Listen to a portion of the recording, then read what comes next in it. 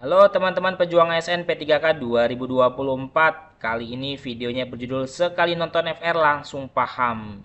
Inilah bocoran 8 soal P3K manajerial FR hari ke-9 ya. Di hari tes ke-9 kami sudah menghimpun berbagai FR dari teman-teman kami yang sudah menyelesaikan ujian tahap 1 P3K 2024. Tentu saja kita sesuaikan supaya teman-teman bisa belajar dengan lebih mudah, lebih nyaman, lebih enak ya. Dengan submaterinya khusus hari ini adalah integritas teman-teman, manajerial integritas ya. Penyesuaiannya lebih mudah dipahami nantinya. Sesuai Kepmenpan RB nomor 347 tahun 2024 untuk semua formasi, guru nakes dan tenaga teknis.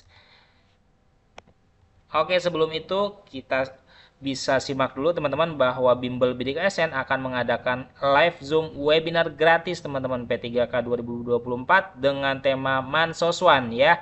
Spesial Hari Nusantara Indonesia, pretest gratis akan diselenggarakan 13 sampai 17 Desember 2024. Webinar 17 Desember 2024 jam 8 malam waktu Indonesia Barat. Syarat bergabungnya follow akun Bidik ASN, ini Instagramnya teman-teman, dan like postingan ini di sosmed ya. Buka Instagram Bidik ASN atau TikToknya, like dan follow tentu saja. Berikan komentar, join dan tag ya 4 orang temanmu serta hashtag webinar Bidik ASN. Kerjakan pretest 13 sampai 17 Desember sesuai jadwal di bimbel.bidikasn.com. Isi form berikut ini untuk dapat mendapatkan link Zoom-nya teman-teman ya. bit.ly/webinar_bidik_asn ya. Tentu saja webinar ini akan dibimbing oleh Bang Didik ya, dibimbing oleh Bang Didik ASN P3K Pemprov DKI Jakarta ya. Informasi lebih lanjut bisa mengunjungi media sosial @bidik_asn, Instagram, Facebook, X, TikTok, dan YouTube kami ya. Soal nomor 1 teman-teman, Anda sedang mengelola proyek bersama tim. Salah satu anggota tim mengusulkan cara pintas untuk menyelesaikan pekerjaan yang akan mempercepat hasil tetapi melibatkan pelanggaran prosedur standar organisasi. Jika cara pintas ini diketahui, bisa berdampak buruk pada reputasi organisasi. Bagaimana Anda sebagai sesama anggota tim menyikapi usulan ini? A. Menolak cara pintas tersebut dan meminta anggota tim mencari solusi lain yang tetap mematuhi prosedur. B. Menyetujui cara pintas karena tenggat waktu lebih penting daripada prosedur. C. Membahas konsekuensi dari pelanggaran prosedur dengan seluruh tim untuk mencari konsensus. D. Mengambil keputusan untuk melaporkan usulan tersebut kepada atasan demi transparansi.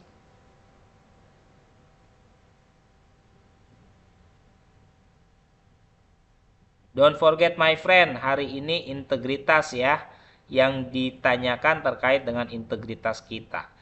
Kita lihat pembahasan soalnya ya, berurutan 4, 3, 2, 1 ada di A, D, C, B. A mengutamakan integritas dengan mematuhi prosedur tanpa kompromi. A nih jawaban terbaiknya ya. Ini Anda mengelola proyek bersama tim, salah satu anggota tim mengusulkan cara pintas menyelesaikan pekerjaan dengan mempercepat hasil ya, tetapi melibatkan pelanggaran prosedur. Nah, ini berbahaya.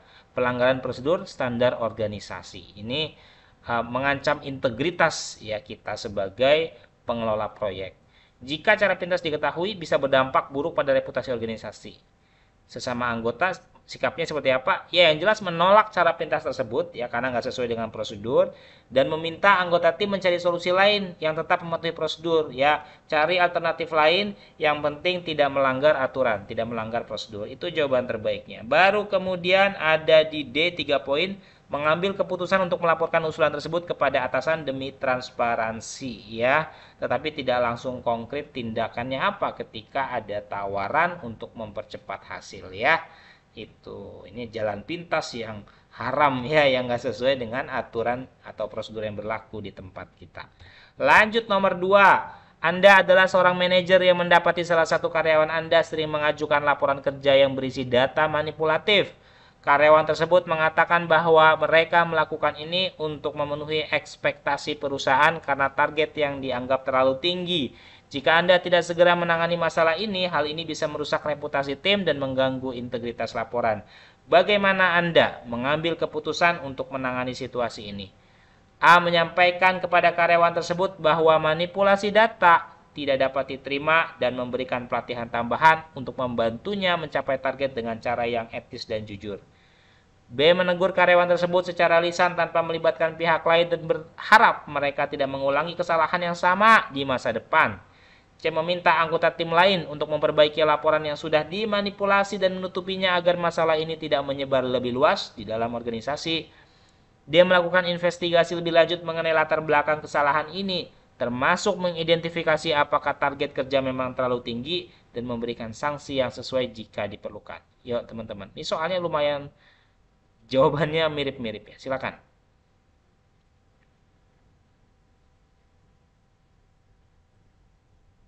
Oke, kita lihat jawabannya teman-teman pejuang SN. Ya, berurutan ada di 4321 yaitu DABC. Dia mengambil pendekatan menyeluruh yang mengedepankan investigasi ya. Penelusuran lebih dulu investigasi itu. Transparansi artinya keterbukaan dan tindakan tegas jika dibutuhkan. Ini kan kasusnya kita ini manajer di tempat ini gitu ya. Ada karyawan yang mengajukan laporan datanya manipulatif ya, dimanipulasi itu data bohongan ya. Diubah-ubah datanya. Karyawan tersebut mengatakan bahwa mereka melakukan ini untuk memenuhi ekspektasi perusahaan karena targetnya terlalu tinggi katanya. Ya, jika tidak ditangani segera, merusak reputasi tim dan mengganggu integritas laporan. Ya, sebagai ketua, sebagai manajer ya, bukan ketua nih. Sebagai manajer, jawaban terbaiknya tadi di DA ya. D, investigasi dulu lebih lanjut latar belakang kesalahan ini seperti apa sebetulnya ya. Yang diinvestigasi adalah laporannya. Ya. Termasuk mengidentifikasi di dalamnya apakah target kerja memang terlalu tinggi. Jangan-jangan memang beneran tinggi, nggak masuk akal, nggak realistis. Makanya karyawan punya potensi untuk melakukan itu ya. Meskipun tidak dibenarkan tuh. Membuat laporan manipulatif tuh nggak dibenarkan ya. Tetapi kita perlu refleksi juga. Jangan-jangan memang benar targetnya nggak masuk akal tuh. Terlalu tinggi ya, terlalu di luar nalar gitu ya, dan memberikan sanksi yang sesuai jika diperlukan. Nih jawaban yang D teman-temannya, dan memberikan sanksi yang sesuai jika diperlukan.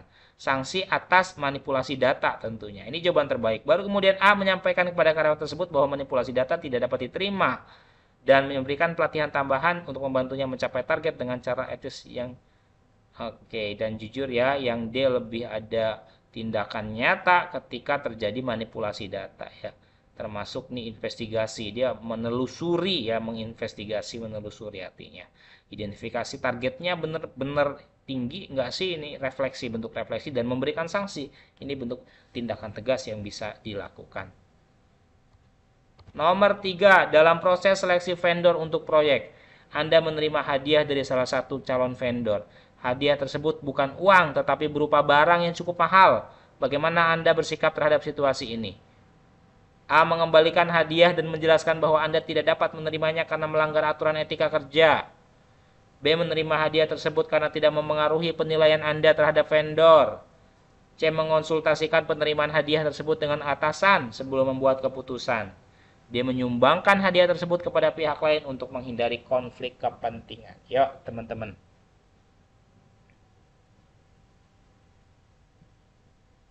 Baik, jawaban terbaik kita lihat dan bahas. Berurutan ada di ACDB. A, menunjukkan integritas dan menjaga transparansi dalam seleksi vendor. Ya, ini vendor ya. Vendor itu orang yang bekerja sama dengan kita. Yang biasanya mengerjakan sesuatu atau menyediakan sesuatu atau mengadakan sesuatu ya. Pengadaan barang maksudnya gitu ya. Anda menerima hadiah dari satu vendor, calon ya ini ya. Hadiahnya bukan uang tapi barang yang cukup mahal. Nah, sikap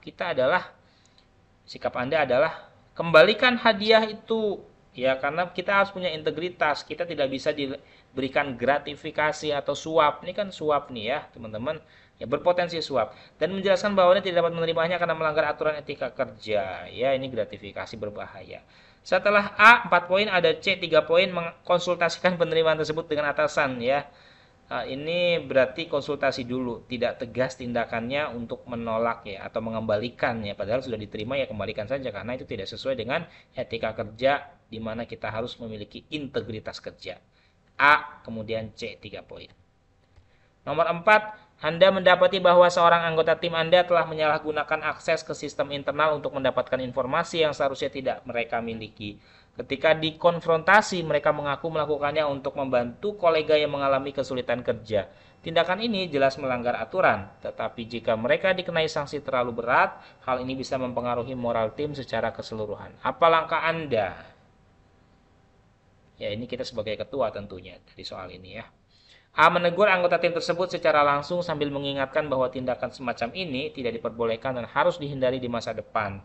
B. Melaporkan pelanggaran ini kepada atasan tanpa menjelaskan alasan dibalik tindakan anggota tersebut agar tindakan disiplin segera dilakukan. C. Memastikan anggota tim tersebut memahami pelanggaran yang mereka lakukan melalui dialog terbuka dan meminta mereka menulis permintaan maaf secara tertulis kepada tim. Dia mengambil langkah sesuai prosedur dengan memberikan peringatan tertulis tetapi juga menjelaskan kepada tim pentingnya menjaga aturan dan integritas dalam bekerja.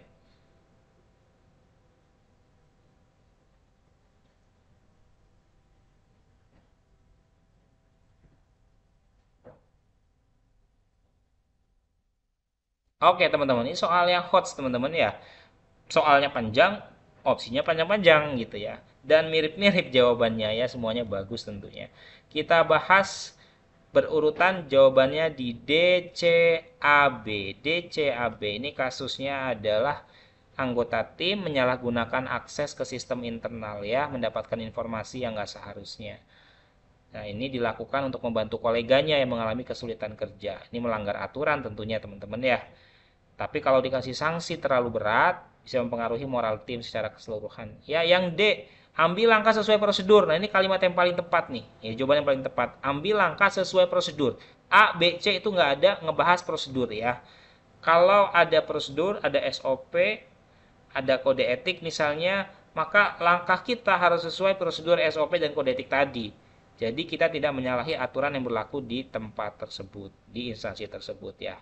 Mengambil langkah sesuai prosedur dan memberikan peringatan tertulis, tetapi juga menjelaskan kepada tim pentingnya menjaga aturan dan integritas dalam bekerja. Nah, ini peringatan tertulis sebagai bentuk konsekuensi atau sanksi yang diberikan ya, punishment yang diberikan karena ada penyalahgunaan akses ya. Ini penyalahgunaan akses ya, berarti dia nyelonong masuk nih, padahal nggak boleh gitu ya. Kemudian tetapi juga menjelaskan kepada tim tentang menjaga aturan integritas dalam bekerja. Ini untuk kedepannya supaya tim menjadi paham ya, mencegah kejadian serupa terjadi lagi. Yang D lebih bagus. Kemudian paling bagus ya D. Kemudian di C, 3 poin, memastikan anggota tim tersebut memahami pelanggaran yang mereka lakukan melalui dialog terbuka dan meminta mereka, kalau yang ini melalui dialog terbuka artinya menyadarkan, intinya mereka sadar gitu bahwa itu tindakan pelanggaran dan meminta mereka menulis permintaan maaf secara tertulis pada tim. Minta maaf ini bagus, tetapi sanksinya mana itu ya, yang C nggak punya sanksi tuh dari teksnya. Kemudian A, B ya. A, 2 poin, menegur anggota tim tersebut secara langsung sambil mengingatkan bahwa tindakan semacam ini tidak diperbolehkan dan harus dihindari ya. Menegur masih berupa sanksi yang ringan kayaknya ya gitu ya. Padahal kalimat di narasinya apa tadi di pertanyaan, tindakan ini jelas melanggar aturan. Ini kalimat yang tegas, maka kita cari solusinya jawaban yang menunjukkan ketegasan sih. Ya, gitu ya teman-teman ya. Lanjut nomor berapa nih? 4 tadi sudah. Sekarang 5. Selama audit internal, Anda diminta untuk memberikan laporan keuangan tim Anda. Namun salah satu anggota tim meminta Anda menyembunyikan kesalahan pencatatan mereka untuk menghindari konsekuensi. Apa yang akan Anda lakukan? A. Tetap memberikan laporan yang sesuai dengan data sebenarnya meskipun ada kesalahan pencatatan. B. Mengoreksi kesalahan dalam laporan sebelum menyerahkannya tanpa memberitahu auditor. C. Meminta anggota tersebut bertanggung jawab untuk memperbaiki kesalahan mereka secara langsung. Dia mengabaikan permintaan tersebut tetapi tidak melaporkan kesalahan kepada auditor. Oke teman-teman, jawaban terbaik kita lihat ada di A, C, B, D. A menunjukkan integritas dengan memberikan laporan sesuai fakta ya. Ini kenyataannya sedang ada audit internal ya. Selama audit internal, Anda diminta memberikan laporan keuangan tim. Salah satu anggota meminta Anda menyembunyikan kesalahan pencatatan mereka untuk menghindari konsekuensi. Ya tetap A ya teman-teman ya, tetap memberikan laporan yang sesuai dengan data sebenarnya meskipun ada kesalahan pencatatan ya. Kasih data yang sesungguhnya. Ini menunjukkan kita memiliki integritas ya. Jangan ada manipulasi, jangan ada pembohongan, jangan ada non transparansi. Semua harus jelas, semua harus lugas, semua harus tegas ya. Ini bentuk yang namanya integritas. Integritas itu linearnya antara perkataan, perbuatan, dan sikap kita ya. Sebaiknya kita tunjukkan sikap-sikap yang sesuai dengan integritas. Bagi teman-teman yang mengikuti tes CPNS di materi TWK itu ada materi integritas, di mana integritas itu terdiri dari 9 ya, 9. Di next kesempatan akan aku bahas ya, ada 9 nilai integritas yang pernah dikeluarkan oleh KPK ya. Boleh search di internet dulu teman-teman ya. Kemudian ya, ya, ini bentuk yang paling tegas, yang paling berintegritas yang A tentunya. Baru kemudian C, meminta anggota tersebut bertanggung jawab untuk memperbaiki kesalahan mereka secara langsung. Ini merupakan solusi teman-teman, tetapi pernyataannya adalah kita diminta menyembunyikan ya. Ya jangan disembunyikan. Kita harus tetap memberikan laporan yang sesuai dengan data yang sebenarnya gitu ya. Nomor 6, Anda diberi tanggung jawab untuk mengelola dana besar dalam sebuah proyek sosial. Ketika memverifikasi anggaran, Anda menemukan kelebihan dana yang tidak dilaporkan oleh tim sebelumnya. Bagaimana Anda menangani situasi ini? A. Segera melaporkan kelebihan dana tersebut ke atasan dan meminta arahan lebih lanjut.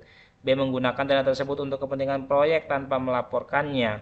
C. Menyimpan kelebihan dana tersebut untuk mengantisipasi pengeluaran mendadak di masa depan. Dia membahas situasi ini secara informal dengan tim untuk menentukan langkah berikutnya. Ayo teman-teman, kita lihat jawaban terbaik ada di opsi yang A, C, D, B. Transparansi penuh menunjukkan komitmen pada integritas ya.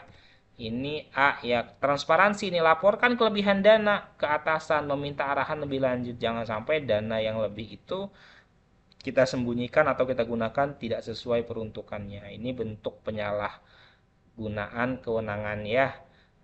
Ini berpotensi pelanggaran integritas. Kemudian C, menyimpan kelebihan dana untuk mengantisipasi pengeluaran mendadak di masa depan. Ya lebih transparan laporkan ya, karena ini merupakan bentuk integritas. Tetap yang A lebih baik daripada C. Nomor 7, ini agak panjang soalnya teman-teman.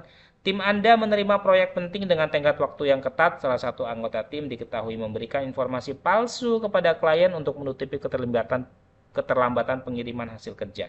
Ketika ditanya, mereka mengaku merasa tertekan karena takut proyek ini dianggap gagal. Sebagai pemimpin, bagaimana Anda menyikapi situasi ini tanpa mengorbankan hubungan dengan klien?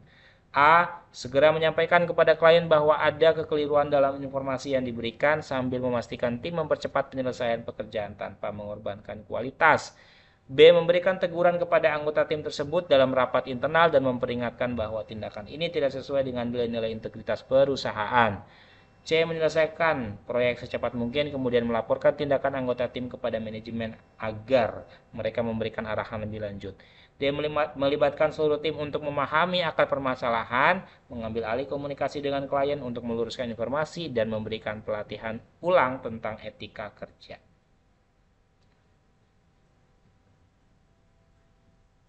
Yuk teman-teman, kita lihat pembahasannya. Opsi terbaik 4 poin ada di jawaban yang D, A, B, C. D. Langkah komprehensif yang mengatasi masalah dengan klien, memperbaiki dinamika tim, dan meningkatkan pemahaman anggota tentang etika kerja.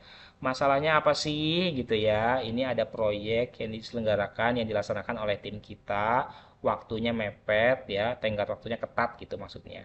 Salah satu anggota tim memberikan informasi palsu kepada klien kita. Ini klien itu orang yang bekerja sama dengan kita, ya si pemilik proyek lah ya, untuk menutupi keterlambatan pengiriman hasil kerja. Ini sebuah kebohongan ya. Ketika ditanya, mereka mengaku merasa tertekan karena takut proyek ini dianggap gagal. Nah, ini berarti ada informasi palsu yang disampaikan oleh anggota kita kepada klien. Yang D paling bagus, melibatkan seluruh tim untuk memahami akar permasalahan. Nah, ini perlu disamakan persepsi dulu, karena ini masalah tim ya, bukan masalah satu orang. Ya memang masalahnya penyebabnya mungkin satu orang, tetapi sudah menjadi masalah tim karena ini sudah keluar informasi ini kepada klien gitu ya. Jadi harus diluruskan, diselesaikan, cari solusinya bersama-sama dengan cara melibatkan seluruh tim, dicari tahu dulu akar permasalahannya apa gitu ya. Kemudian mengambil alih komunikasi dengan klien untuk meluruskan informasi. Kenapa harus diambil alih sama kita? Ya karena tadi ya ada anggota tim yang menyalahgunakan informasi ya, karena dia menggunakan informasi palsu kepada kliennya, kepada klien kita gitu ya.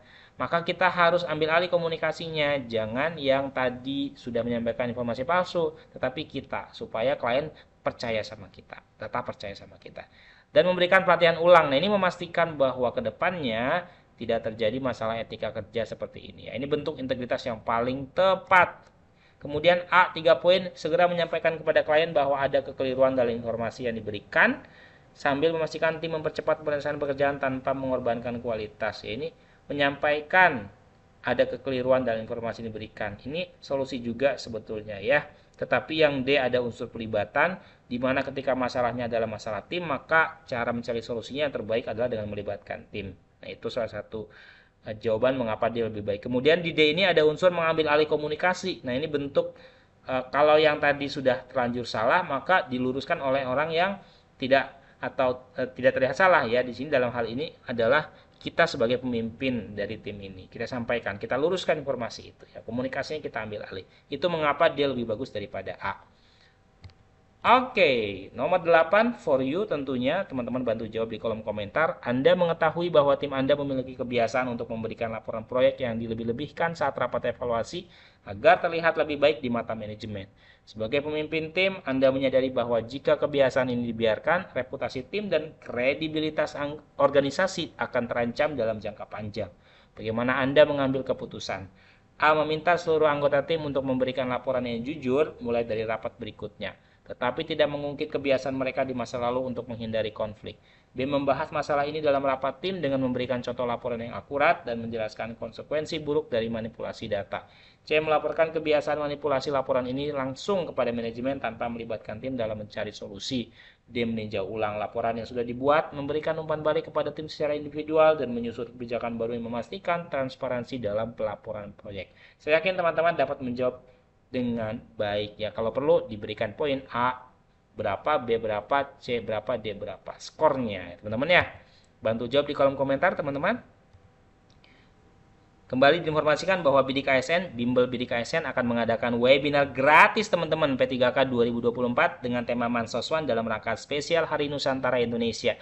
Kita akan mengadakan pretest Mansoswan gratis 13-17 Desember 2024 ya. Di website mana? Website bimbel.bidikasn.com ya. Pretestnya 13-17 Desember. Kemudian webinar gratis akan diselenggarakan pada hari Selasa 17 Desember 2024 jam 8 malam waktu Indonesia Barat.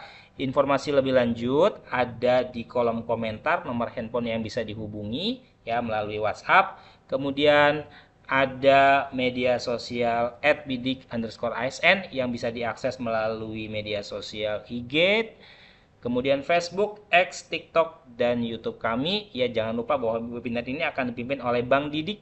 Nah, beliau adalah ASN P3K Pemprov DKI Jakarta ya. Untuk pendaftaran dapat mengunjungi link di pojok kanan bawah teman-teman, bit.ly/webinar_bidik ASN ya. Informasi terakhir teman-teman bahwa Bidik ASN, Bimbel Bidik ASN bisa diakses di www.bidikasn.com, akan menjual, bukan akan menjual ya, sudah menyediakan soal-soal nih teman-teman. Ada pengadministrasian perkantoran ya. Ada diskon 129.000, diskon menjadi 99.000 saja. Bebas akses selama 6 bulan teman-teman nih. 1 paket soal gratis dan 3 paket soal HOTS dan berkualitas. Totalnya 4 teman-teman ya. Disertai pembahasan soal dan analisa hasil pengerjaan. Oh, ada analisanya, jadi tahu nih gitu ya. Sudah termasuk manajerial, sosial, kultural, dan wawancara. Dan spesial Mansoswan, ya ini untuk umum, guru nakes dan tenaga teknis hanya 89.000 saja ini teman-teman, harga perkenalan ya, harga promo ya. Bebas akses selama 6 bulan, 1 paket soal gratis, 3 paket soal host dan berkualitas, disertai pembahasan soal dan analisa hasil pengerjaanmu ya. Hanya manajerial, sosial, kultural, dan wawancara. Pengelolaan umum operasional, juga ada pengelola layanan operasional serta penata layanan operasional ya. Kunjungi website kami yang ada di pojok kiri bawah teman-teman, ada nomor WA yang bisa dihubungi ya di kolom deskripsi. Like dan subscribe video ini, puluhan video telah diupload dan akan terus ada upload video P3K dan CPNS setiap harinya. Sampai ketemu di video berikutnya. Salam Bidik ASN.